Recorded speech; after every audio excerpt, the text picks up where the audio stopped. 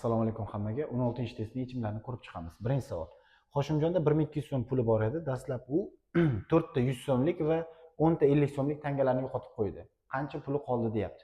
4 ta 100 so'mlik tangasi 400 so'm,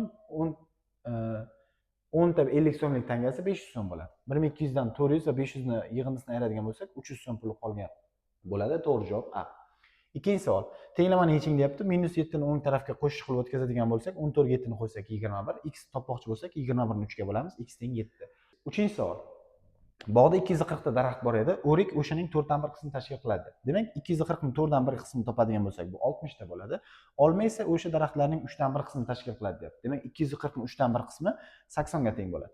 Boshqa daraxtlar nechta deyaptimi? Demak, jami daraxtlar 240 dan o'rik va olmani ayirib tashlaymiz. 100 ga teng bo'ladi. Natija to'g'ri javob D. To'rtinchi savol. Quyidagilardan qaysi bir 12 ga bo'linmaydi deyapti. Variantlarni ko'radigan bo'lsak, 482 bor, uni 12 ga bo'lganda 40 va 2 qoldiq qoladi. Demak, shu 12 ga qoldiqsiz bo'linmaydi. To'g'ri javob C. Beshinchi savol quyidagicha. Sinfda 35 nafar o'quvchi bor. Ulardan 20 tasi matematikani o'rganadi, 11 tasi biologiyani o'rganadi. Va 10 tasi u fanni ham, bu fanni ham o'rganmaydi. Ikkala tilni ham biladigan, ikkala fanni ham biladiganlar nechta deyapti. Demak, 35 dan oldin 10 ni ayirib tashlaymiz, chunki 10 nafar o'quvchi unisini ham, bunisini ham o'rganmaydi. Ikkita fanni ham o'rganmaydi. Shuning uchun 25 nafar o'quvchi qoladi. Demak, 25 nafar o'quvchi qoldi. O'shalardan 20 tasi matematikani, 11 tasi biologiyani o'rganadi. Demak, 20 ga 11 ni qo'shib, jami o'quvchilar soni, ya'ni 25 ni ayirib tashlaydigan bo'lsak, 6 nafar o'quvchi qoladi. Demak, 6 nafar o'quvchi matematikani ham, biologiyani ham o'rganadi. To'g'ri javob A. 6-chi savol. Azizni 30 qadam 18 metr, Kamronning 20 qadami 11 metr. Azizning qadami Kamronning qadamidan bir qadamidan necha santimetr uzun deyapti. Demak, ikkalasini ham bir qadamni topish uchun 18 metrni santimetrga aylantiramiz, 1800 santimetr bo'ladi. Uni 30 ga bo'lamiz, 60 santimetr. Demak, azizni bir qadami 60 santimetr bo'ladi. Endi 11 metrni santimetr qilamiz, 1100 santimetr bo'ladi. Uni 20 ga bo'lsak 55 santimetr. Bu Kamronning bir qadamining uzunligi. 60 dan 55 ni ayiradigan bo'lsak 5 santimetr. Demak, farqi 5 santimetr. To'g'ri javob D. 7-chi savol. 20 ta 4 minutlik qo'shiq bor, 30 ta 5 minutlik qo'shiq bor. 3 soat ichida eng ko'p bilan nechta qo'shiq eshitish mumkin deyapti. Demak, iloji boricha ko'proq musiqa eshitish uchun minuti kamligidan eshitamiz. Ya'ni 4 minutlikdan eshitamiz. 20 ta 4 minutlik jami 80 minut bo'ladi. Demak, 3 soatimiz 180 minutlik aniq. 180 minutdan 80 minutini ishlatib bo'ldik. Ya'ni 4 minutlik muzikalarimiz tugadi. 180 dan 80 ayirsak 100 minut. Demak, mana shu 100 minut ichida endi 5 minutlik qo'shiqlarimizni eshitishimiz kerak. 100 ni 5 ga bo'ladigan bo'lsak, 20 ta bu 5 minutlik qo'shiqni eshitsa bo'ladi. 20 ta 5 minutlik, 20 ta 4 minutlik qo'shiq eshitsa 3 soat vaqtimiz tugaydi. Demak, 20 ga 20 ni qo'ysak, eng ko'p bilan 40 ta qo'shiq eshitsa bo'ladi. To'g'ri javob C. 8-chi savol. 3 soatda 10 ta detal yasaydigan bo'lsa, necha soatda 90 ta detal yasaydi deyapti.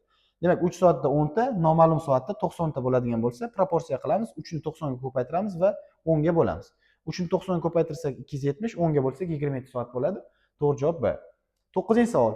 Quyidagi ifoda berilgan m bo'lingan 9 n ga teng, n ni 6 ga ko'paytirganda 96 bo'ladigan bo'lsa, m dan n ni ayring deyapti. Dastlab n ni topib olamiz. Buning uchun 96 ni 6 ga bo'lsak 16. Endi mana bu yerda n ni o'rniga 16 ni qo'yadigan bo'lsak, m ni topish uchun bo'lingan 9 ni o'ng tarafga ko'paytirish qilib o'tkazamiz. 9 ni 16 ga ko'paytirsak 144 bo'ladi. m dan n ni ayiradigan bo'lsak, ya'ni 144 dan 16 ni ayirsak 128 bo'ladi. To'g'ri javob A. 10-chi savol. A va B shaharlarida ikkita mashina bir-biriga qarab yo'lga chiqyapti. Birining tezligi 75 km/soat, ikkinchisining tezligi 85 km/soat. 3 soatdan keyin ular uchrashgan bo'lsa, orasidagi masofani so'rayapti. Dastlab bir-biriga qarab kelayotgani uchun tezliklarni qo'shamiz. 3 soatda uchrashgani uchun 3 ga ko'paytiramiz. Natija 480 km bo'ladi. To'g'ri javob C. 11-chi savol javobi quyidagicha. Hasan va Husanda 46 ming so'm pul bor edi. Hasanning puli Husanning pulidan 6 ming so'm ko'p deyapti. Demak, Husanning pulini x deydigan bo'lsak, Hasanning puli undan 6 ming ko'p bo'lgani uchun x + 6 ming bo'ladi. Endi ikkalasi birgalikdagi pullarni 46 mingga tenglashtiramiz. Ya'ni x + 6 ming qo'shilgan x teng 46 ming. Bu yerdan tenglamadan x topadigan bo'lsak, x teng 20 ming bo'ladi. Demak, Husanning 20 ming, Hasanning esa 6 ming ko'proq, ya'ni 26 ming puli bor. To'g'ri javob A. 12-chi savol. A nuqtadan ikkita mashina bir-biriga qarama-qarshi yo'nalishda, ya'ni biri o'ng tomonga, biri chap tomonga qarab harakatlanyapti. Birining tezligi 80 km/soat, ikkinchisining tezligi 60 km/soat. Necha soatdan keyin ular orasidagi masofa 700 km ga teng bo'ladi deyapti. Demak, masofani, ya'ni 700 km ularni tezliklarining yig'indisiga bo'lamiz. Natija 5 soat bo'ladi. Demak, to'g'ri javob C. 13-chi savol. 2, 6, 18, 54 va keyingi hadini toping deyapti. Qonuniyatni ko'radigan bo'lsak, har bir hadi 3 ga ko'paytirilsa, keyingi son hosil bo'lyapti. 2 ni 3 ga ko'paytirsak 6, 6 ni 3 ga ko'paytirsak 18, 18 3 ga ko'paytirsa 54, kerakli sonni topishimiz uchun elektronni yana 3 ga ko'paytiramiz. 162 bo'ladi. To'g'ri javob B. 14-savol. 45 kilogramm, 30 kilogramm va 75 kilogrammning o'rtachasini toping deyapti. Ya'ni qo'shib 3 ga bo'lamiz, chunki 3 ta son bo'lgani uchun. Qo'shib 3 ga bo'ladigan bo'lsak 50 bo'ladi. To'g'ri javob B. 15-savol. Qutida 6 ta qizil, 5 ta ko'k, 4 ta yashil shar bor. Ikkita bir xil rangdagi sharni olish uchun aniq nechta sharni olish kerak deyapti. Bunda eng omadsiz variantni ko'ramiz, ya'ni eng omadsiz variant har xil rangli sharlar chiqishi. Ya'ni bitta olgan paytimiz qizil, yana bitta olgan paytimiz ko'k, yana bitta olgan paytimiz yashil chiqdi deb tasavvur qiladigan bo'lsak, bizning qo'limizda 3 ta 3 xil rangdagi shar bo'ladi. 4-sini oladigan bo'lsak, aniq qaysi rangdagi shar yana chiqadi va 4 ta olgan paytimizda ichida aniq ikkita bir xil rangli shar bo'ladi. Demak, eng kamida 4 ta olsak, aniq ikkita bir xil rangli shar bo'ladi. To'g'ri javob C.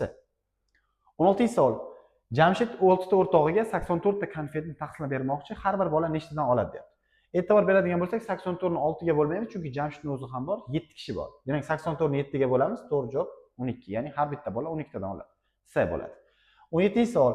180 bitlik kitobni kuniga 15 bitda o'qiyapti. Dilnoza agar dushanba kuni boshlasak, qaysi kun tugatadi deyapti.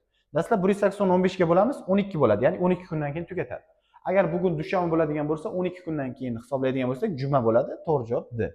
18-savol. 36 qaysi natural sonlarga bo'linadi? Ya'ni juft bo'lishlar sonini toping deyapti.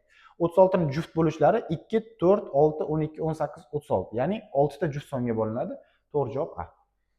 19. 3 metrni 3 dan 2 qismini toping deyapti. Dastlab 3 metrni santimetrga aylantiramiz. Bu 300 santimetr bo'ladi. Demak, 300 santimetrni 3 dan 2 qismini topadigan bo'lsak, 3 ga bo'lib 2 ga ko'paytiramiz. 200 santimetr bo'ladi. To'g'ri javob C. 20-savol. 4 ta chiroq bor. Har bir chiroq yoki yonib yoki o'chgan holda bo'lishi mumkin deyapti. 4 ta chiroq necha xil usulda joylashishi mumkin? Ya'ni qaysi biridir yongan payt, yana boshqasi o'chgan yoki teskarisi.